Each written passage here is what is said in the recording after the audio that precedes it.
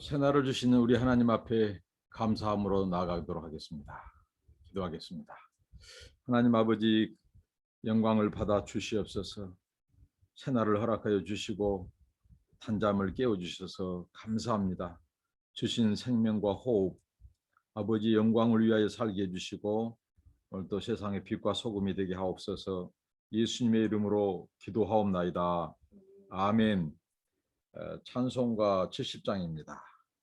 이번에 G7 대통령과 정상들이 영국에서 정상회담을 했는데요. 특별히 이 곡은 대영제국 영국의 그 국가의 근간이 되는 노래죠. 찬송이죠. 70장입니다. 피난처 있으니 피난처 있으니 환난을 당한 자 이리오라. 땅들이 변하고 물결이 일어나 산 위에 넘치되 두렵잖네. 이방이 떠들고 나라들 모여서 진동하나. 우리 주 목소리 한번 바라시면 천하의 모든 것 망하겠네. 만유 주 여호와 우리를 도우니 피난처요. 세상의 난리를 그치게 하시니 세상에 장검이 쓸데없네. 높으신 여호와 우리를 구하니 할렐루야. 괴로움이 심하고 환난이 극하나 피난처 있으니 여호와요. 아멘. 하나님의 말씀은 잠언입니다. 구약성경 잠언 25장 1절로 14절입니다. 잠언 25장 1절로 14절 한 절씩 한 절씩 살펴보도록 하겠습니다. 이것도 솔로몬의 잠언이요 유다왕 히스기야의 신하들의 편집한 것이니라. 이어질 그 잠언의 표제어가 붙었습니다.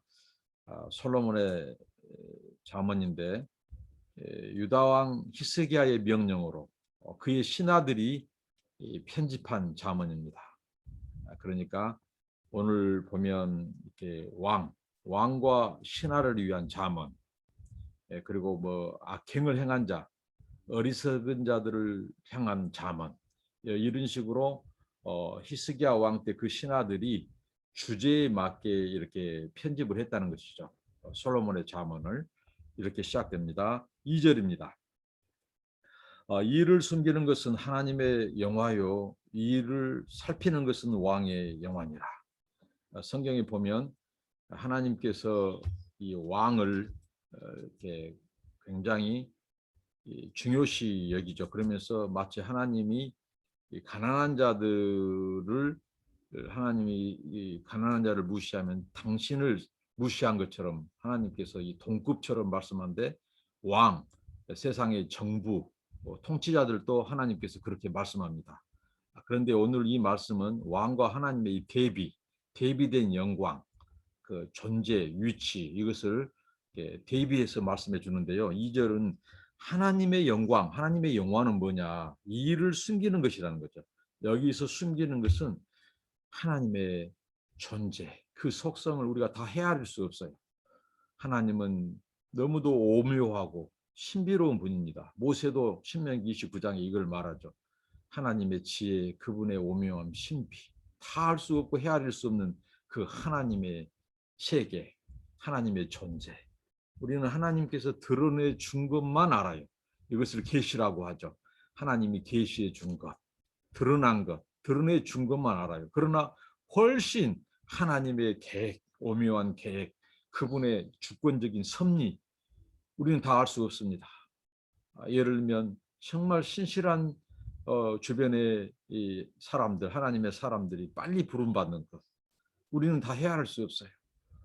그분의 계획 안에 있고 우리나라도 마찬가지입니다. 유일한 분단국가, 정말 세계에서 남아있는 유일한 분단국가. 왜 하나님께서는 우리나라 70년이 넘도록 이렇게 분단 조국을 허락하셨을까? 그 섭리 계획은 알 수 없어요. 그러나 우리나라와 민족을 향한 그분의 뜻과 아름다운 계획은 있다고 저는 믿습니다. 이렇게 하나님은 이 세상을 통치함에 있어서 그분은 우리 인간들이 다 알 수 없고 오묘하고, 그분은 광대무변하신 분입니다. 우주보다도 더 크고 깊은 분, 그 하나님. 근데 하나님의 숨기는 것, 은밀성, 은익성, 하나님께서 드러내지 않는 것. 그래서 하나님은 경배받기에 합당한 분이에요. 우리가 하나님의 모든 것을, 자신을 다 드러낸다면 그 하나님에 대해서, 그 신비하고 오묘한 하나님을 우리는 경배함을 잊어버릴지 몰라요. 그러나 그 하나님이 너무 크기에, 너무 신비로우시기에, 그 비밀이 너무 크고 오묘하기에 우리는 그 하나님을 더 경배하고 경외합니다. 사람, 왕의 영광은 무엇이라고 말합니까? 2절에 왕은 이를 살피는 겁니다. 여기 살피는 것은 부지런히 찾아 조사하는 겁니다. 연구하는 겁니다. 그러니까 국정, 국사, 나라를, 백성들을 다스릴 때, 국가를 운영할 때, 경영할 때 왕은 부지런히 살피는 겁니다. 연구하는 것입니다. 세밀히 살피는 겁니다. 이게 왕의 영광이라고 하는 거죠. 그러니까 왕은 비밀스러운 것이 없이 모든 국사를 면밀히 살피고 또 그것을 드러내야 됩니다. 투명하게 해야 된다는 거죠. 국민들에게 알리고 투명하게 하고, 악을 제거하고 어둠을 몰아내고, 악을 벌주고 말이죠. 제거하고 정의를 세우고, 또 국민들을 편안하게 하고 국민들에게 올바른 이 정의를 세우고, 이게 왕의 영광, 왕의 역할이라는, 왕의 존재 가치라는 거죠. 정부의 존재 이유고요.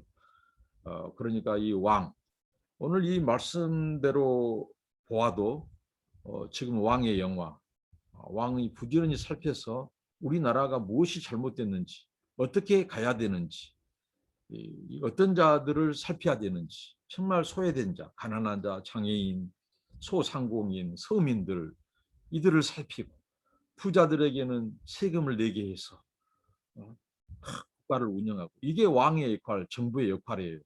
그런 면을 볼 때라도 제가 말씀했죠. 세상에 어떤 왕과 지도자, 대통령도, 정부도 이 완벽한 하나님의 샬롬을 정말 실현할 정부나 왕은 아무도 없습니다. 완전한 공의를 실현할 자 아무도 없습니다. 어떤 통치자도, 어떤 나라도. 그러나 거기에서 그래도 성경적으로 세워진 왕, 대통령, 정부가 더 가까운, 덜 나쁜, 더 공의로운, 상대적으로 우위에 있다고 하는 정당과 지도자를 뽑는 겁니다. 이게 투표고요. 이게 민주정치의 근간이죠. 그런 면으로 볼 때 나라가, 대통령과 정부가 이 잘못된 관행, 구습, 폐단, 이것들을 바꾸고 이 깨끗하게 하고 정화하고 개혁하고자 하는 것은, 정말 이것은 하나님이 기뻐한 일이고 하나님이 나라와 정부와 대통령을 세운 목적에 합당한다는 거죠. 그런 정부, 그런 대통령, 그런 지도자를 위해서 기도하고, 그런 개혁과 나라를 바로 삼고 정의를 세우는 일, 그리고 약한 자들, 연약한 자들, 소외된 자들을 잘 살피고 돌아보고 하는 것을 잘하는 것은 잘했다고 하고 그래야 한다는 것이죠. 이게 나라의 왕의 영광입니다. 부지런히 살펴야 된다는 거죠. 3절입니다. 하늘의 높음과 땅의 깊음 같이 왕의 마음은 헤아릴 수 없느니라. 자, 두 가지인데요. 왕의 마음, 그 국사를 살피고 백성들을 섬길 때 그 헤아릴 수 없는 많은 고뇌, 고민들이 있습니다. 이게 왕의 마음이죠. 또 우리는 이 마음을 다 헤아릴 수 없어요. 또 반면에 또 왕은 다 살펴서 공개하고 투명하게 헤아려야 하는, 국민들의 마음을 살피고 다 공개하고 투명하게 해야 된다는 뜻도 있습니다. 4절입니다. 은에서 찢기를 제하라. 그리하면 장색에 쓸만한 그릇이 나올 것이요. 지금 이 왕과 신하에 대한 잠언에서 이 말씀을 합니다. 그러니까 하나님께서 이 왕, 또 이 뭐 정부, 또 공직자들, 고위 공직자가 됐든 또 이 하위 공직자가 됐든 이들이 국사를 살피고 나라를 섬길 때 필요한 덕목은 뭘까요? 은에서 찍기를 제하는 겁니다. 이것은 이 대장간 용어죠. 은. 자, 은이 이 금속물로서 가치를 다하기 위해서는 찍기가 섞이면 안 되죠. 그래서 대장장이 또 용광로에서 재련을 합니다. 그래서 불순물을 찌꺼기를 다 제거하죠. 이것은 정화를 말하죠. 깨끗한 거, 투명한 거죠. 그리하면 장색에 쓸만한 그릇이 나올 것이요. 장색, 대장장이. 이 소위 말한 이 우리 하나님을 때로는 이 장색으로 묘사하죠. 하나님은 깨끗한 그릇을 쓰십니다. 왕도 마찬가지죠. 깨끗한 신하를 발탁하고 또 왕도 국민이 뽑을 때 투명하고 또 바른 대통령, 바른 왕, 지도자들을 뽑죠. 청백리들을 뽑죠. 이게 바로 왕의 태도, 신하의 태도, 뭐이 목사님이든 또 회사의 단체장이든 조직, 가장 다 권위를 행사하는 사람의 위치들은 먼저 뭐가 필요합니까? 깨끗함입니다. 투명함입니다. 이게 하나님께서 그런 자들을 쓰시고 그런 정부를 기뻐하십니다. 국민들도 마찬가지죠. 이 은에서 찍기를 제하는 거죠. 오늘 우리들의 삶도 마찬가지입니다. 우리 신자의 도덕적 성품, 크리스찬들은 달라야 됩니다. 세상의 소금과 빛이 되어야 됩니다. 그리고 도덕적인 우리의 삶이 어느 기관이든지 특히 크리스찬들이 이렇게 이 왕, 그러니까 이 공직자로서 뭐 대통령을 보좌하거나 또 이렇게 사법, 행정, 입법, 또 공무원 여러 기관들에서 일할 때, 회사에서도 마찬가지고 조직, 공동체를 섬길 때, 특히 우리 그리스도인 크리스찬들은요, 이 도덕적인 성품, 도덕적인 이 깨끗함, 윤리적인 삶, 여기에 있어서 모범이 되어야 한다는 것입니다. 그런 기관에. 그래서 항상 우리는 은에서 찍기를 제하는, 우리 삶 속에서 불순물을 제거하는 그런 삶, 그래서 성령과 말씀으로 거룩하여지고 깨끗한 그런 삶을 추구해야 한다는 것이죠. 그것을 기뻐한다고 했습니다. 장식은 5절입니다. 왕 앞에서 악한 자를 제하라. 그리하면 그 위가 의로 말미암아 견고히 서리라. 6절입니다. 왕 앞에 스스로 높은 체하지 말라. 대인의 자리에 서지 말라. 이것은 권력, 왕, 지도자들, 정부가 해야 될 일입니다. 그것은 무엇입니까? 악한 자를 제하는 겁니다. 악을 제하는 겁니다.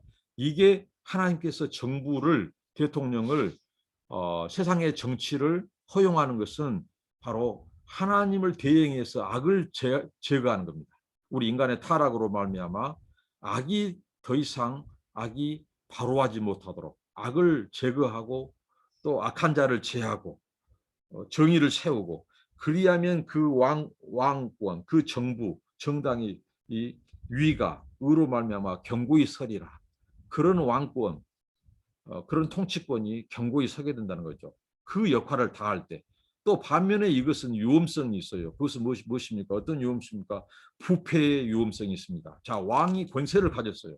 근데 악을 제하는 데 있어서 악한 자를 제하고 악을 제하고 상주자에게 상주해야 되는데 그 권세를 가지고 부패할 수 있다는 것입니다. 절대 권력이 부패할 수 있어요. 그러니까 이 권세를 가진 자들이 오히려 악을 방조할 수 있어요. 그래서 사법개혁, 이런 또 행정부 개혁, 또 재판, 검찰 개혁, 이런 것이 그래서 중요한 겁니다. 이게 성경적이에요. 하나님의 말씀은 그렇게 말합니다. 왜? 권력의 속성. 그래서 예를 들면 검찰, 경찰, 뭐 국정원, 또 뭐 이런 기관들 있죠. 권력기관. 이런 자들은 어느 곳보다도 법을 더 잘 지키고 투명하게 해야 되는데 자기들이 그 권위를 가지고 어떤 거요? 부패해버린다는 거죠. 그래서 그 장치 없애기 위해서 이 고위공직자 수사서 공수처로 만드는 겁니다. 그리고 정부, 이 국회의원들이 법을 만들어서도 개혁을 하는 겁니다. 권력기관을 제한을 해야 돼요. 인간의 타락, 이 죄의 본성상 이 권력을 제한을 두지 않으면 심히 부패한 절대 권력은 절대 부패하는 겁니다. 이게 정부가 할 일이죠. 이건 잘한 것입니다. 정말 잘한 것이에요. 이런 부패를 막기 위해서. 그러니까 정의를 세우고 악을 제하고 권력기관의 부패를 막고자 하는 것은 정말 성경적이고 이것은 박수를 보낼 일입니다. 그리고 그 다음 구절입니다. 무엇입니까? 왕 앞에서 스스로 높은 채 하지 말라. 왕보다 더 높은 권세가 없다는 겁니다. 거기서 높은 채 하면 대인의 자리, 그리고 대인의 자리에 서지 말라. 그러니까 왕 앞에서 높은 채하고 대인의 자리에 서지 말라는, 이거 겸손한 말 듣고 있지만 왕의 권력, 이 절대 권력의 이 추구, 이러한 위험성도 있죠. 그러니까 5절 6절이 왕의 역할, 정부와 행정기관과 사법, 입법 이런 권력을 가진 공직자들의 역할을 말한다면 그 역할, 그 권세를 이용해서, 권력을 이용해서 부패할 수 있고 권력을 추구할 수 있다. 이거 조심해라고 하는 것입니다. 그래서 권력기관은 또 권력기관 나름대로 제한할 수 있는 감시기관, 감사하는 기관, 이것이 법적으로 제도적인 장치를 둔 것이 현명하고, 이런 나라, 이런 정부가 투명하고 바람직하다는 것이죠. 그리고 이 말씀은 또 우리에게 적용할 수 있습니다. 권세, 권위를 가지고 권세를 부릴 수 있는 위치에 있는 사람들, 비단 대통령뿐이겠습니까? 집의 가장들, 그리고 회사의 조직의 우두머리, 사장들, 또 교회의 목사들, 여러 기관의 장들, 학교장, 군대 다 마찬가지입니다. 권위 권세를 함부로 사용하지 말라. 부패, 또 그 권력 추구, 그렇게 해서 억누르고 또 너희들이 오히려 더 부패하지 않도록 해라는 것입니다. 그리고 반대로 그런 자들 앞에서 교만하지 말라는 겁니다. 너보다 더 높은 권세를 가진 자가 있다. 자, 그럼 세상의 권세, 최고로 높은 권세를 가진 대통령, 이런 권력기관의 장들, 그들이 기억해야 될 것입니다.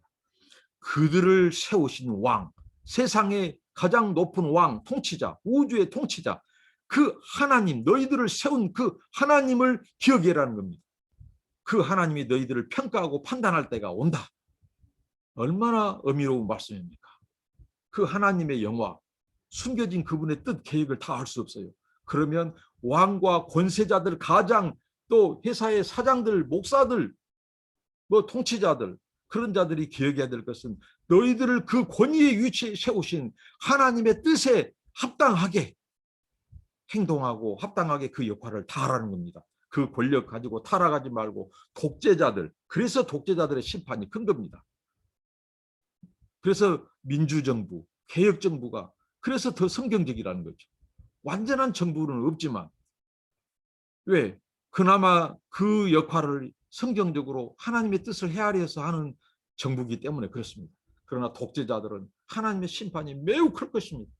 왜? 자기들이 하나님보다 더 높은 하나님의 위치를 망각하고 자기들이 이 마음대로 권력을 가지고 부패하고 검찰을 또 권력기관을 하수인으로 부리고 정부를 탄압하고 반민주를 부르짖는 자를 탄압하고, 이 악은 매우 큰 것입니다. 그리고 계속해서 7절입니다. 이는 사람이 너더러 이리로 올라오라 하는 것이 네 눈에 보이는 기인 앞에서 저리로 내려가는 것보다 나음인지라. 무엇입니까? 자, 권세자, 이 권력, 왕, 대통령, 이런 자들을 앞에서 스스로 잘난 체하지 말고 너희들이 승진할 기회만 엿보고 너를 높이려고만 하고 인정받으려고 하고 자랑하고 이런 짓들을 하지 말라는 거죠. 자, 왕이 어떻게 한다고요? 눈에 보이는 자, 신실한 자, 성실한 자는 때가 되면 발탁해서 쓴다는 거죠. 높이는 자다는 거죠. 승진시킨다는 겁니다. 승진. 예? 승진. 이 프로모션, 승진을, 자, 왕, 권세 있는 자들이 그 사람의 행실을 유심히 보고 한다는 거죠. 근데 스스로 사람들을 뇌물을 주고 자기들을 사람들을 매수하고 잘 보이려고 하고 아첨하고, 그런 자들은 어떻게 한다고요? 저리로 내려앉아라 그런다는 거죠. 예수님이 이 말석 비유를 했죠. 잔치에. 자, 말석에 앉은 자는 그 주인이 어떻게 해요? 잔치의 주인이 당신 같은 분이 왜 거기 앉아 있습니까? 이리 오세요. 자, 우리나라 이번에 G7 정상회담 보십시오.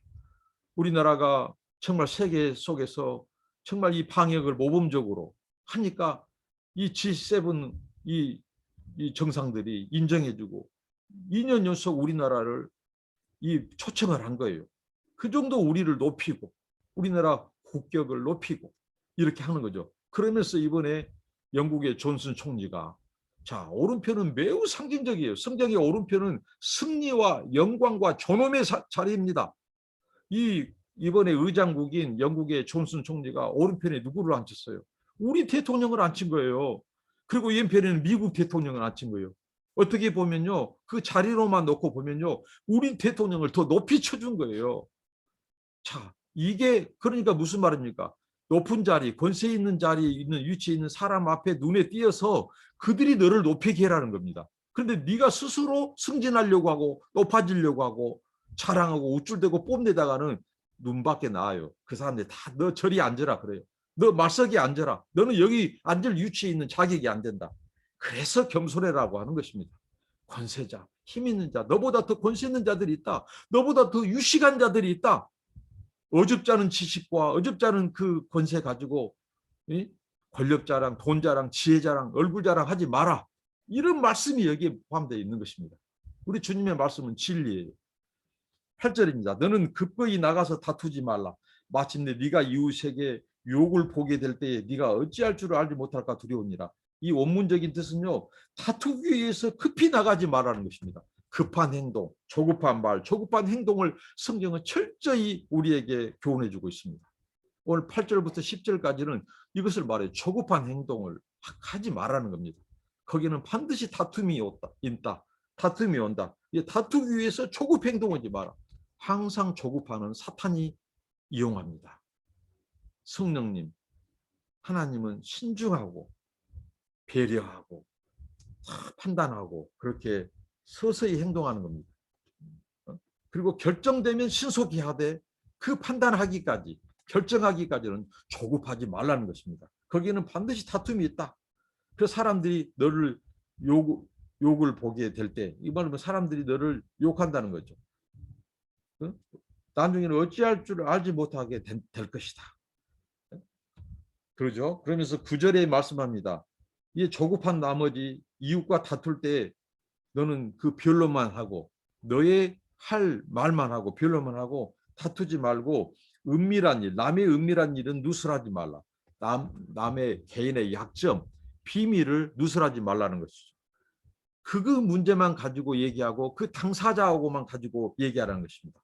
예수님이 마태복음에서 말씀하셨습니다. 무엇입니까? 형제가 케미가 있고 형제와 분쟁이 있을 때 그 형제, 그 사람하고만 너는 변론해라는 거죠. 이걸 가지고 다른 사람들에게 여기저기 알려서 까발리고 하지 말고 그 사람과 당사자하고만 변론하라는 거죠. 그것을 공고해라는 거죠. 그래도 말을 듣지 않으면 두세 사람을 증참시켜서 증인들을 대동하고 가서 권면하고 너 왜 이러냐고 너 이러면 안 된다고 권면해라는 거죠. 그래도 안 들으면 교회에 알려라. 교회 말도 안 들으면 세상 사람처럼 취급해버려라. 이렇게 주님은 말씀했습니다. 그러니까 얼마나 주님이 한 영혼 그 사람의 그 문제 그 당사자하고만 이 변론하고 공고하고 하라는 거죠. 그 사람의 약점, 비밀 이것을 누설하고 발설해서 그러면 어떻게 될까? 사람들이 너를 요구하게 된다. 아, 저 사람 말이지 그 친구를 저렇게 약점 잡아가지고 이렇게 말한다고. 아무리 옳음에도 불구하고 그가 오히려 욕을 당한다는 겁니다.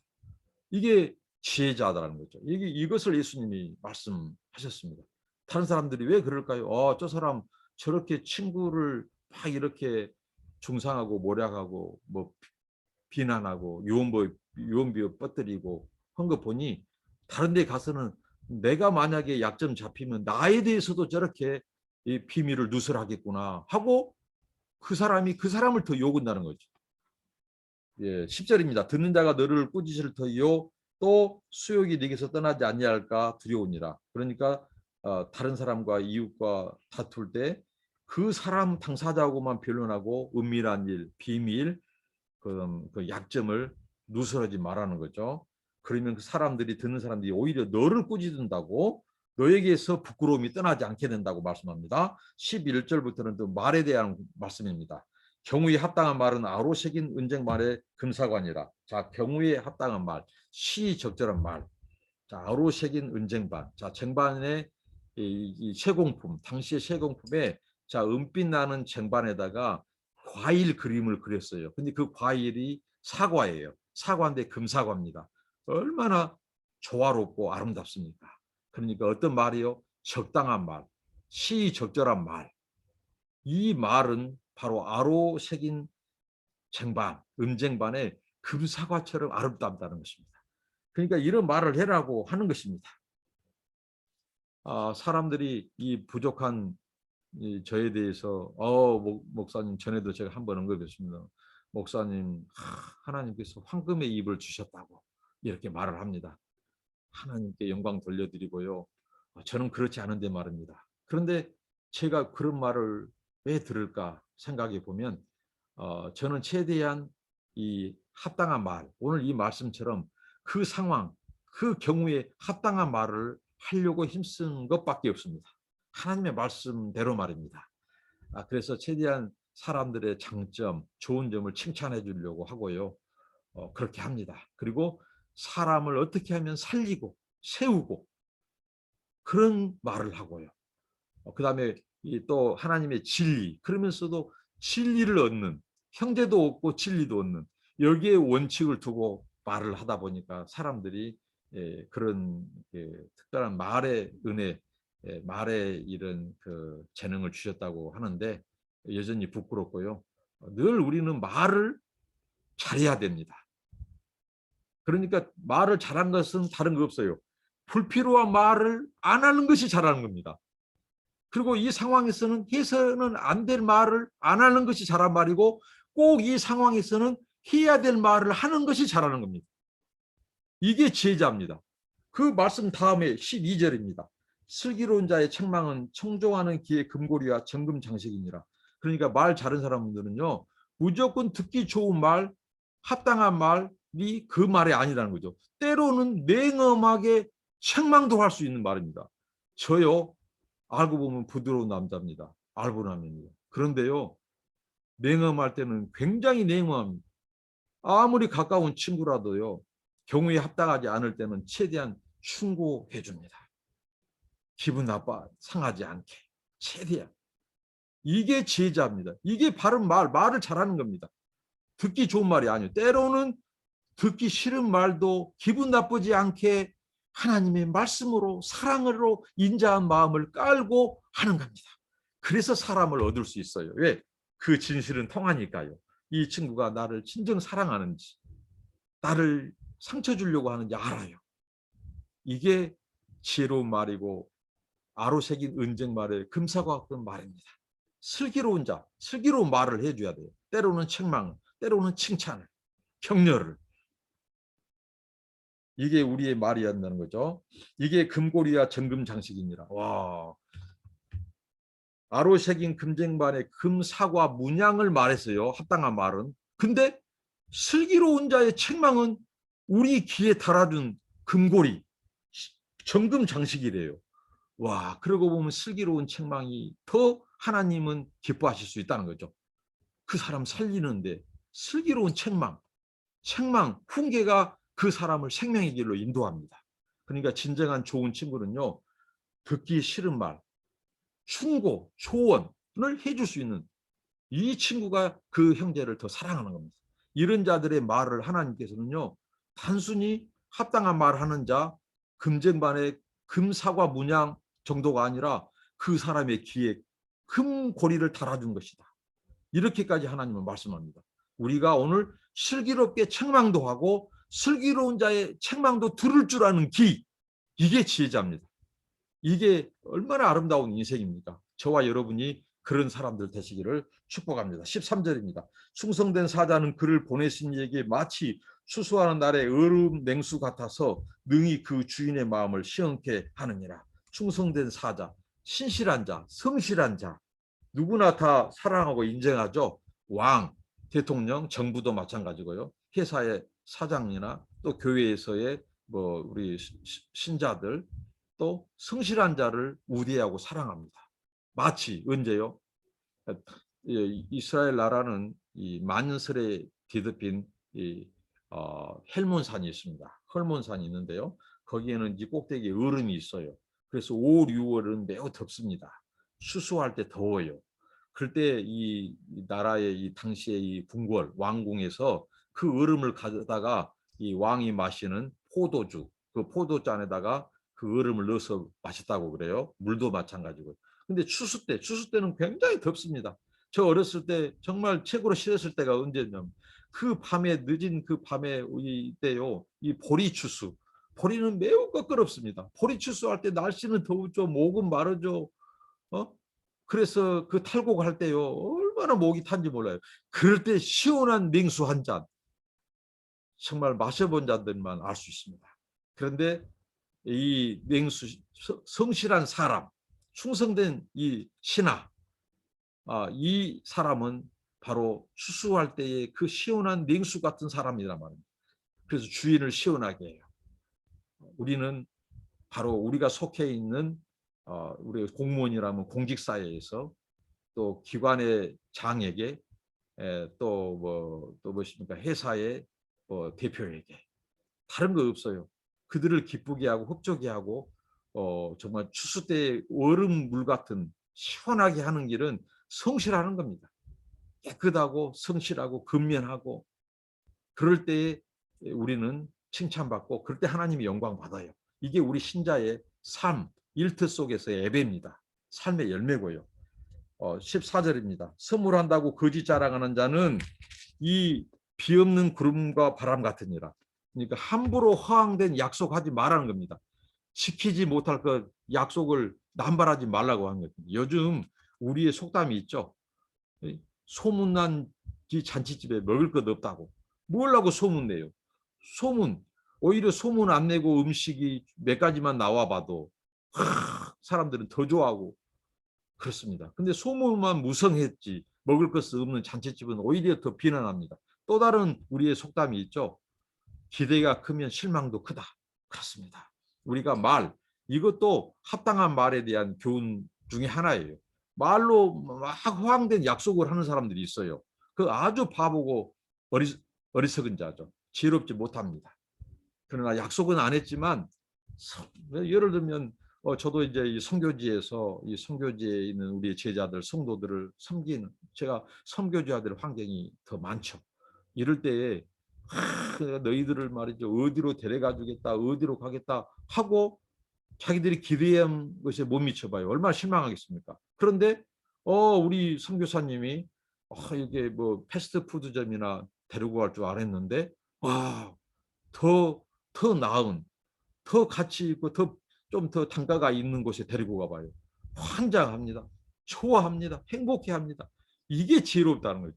남발하지 않습니다. 저 지금까지 8년 동안 사역하면서 이들에게 단 한 번도 내가 직접적으로 내가 너희들을 한국에 한번 데리고 가겠다 말하지 않았습니다. 왜 그럴까요?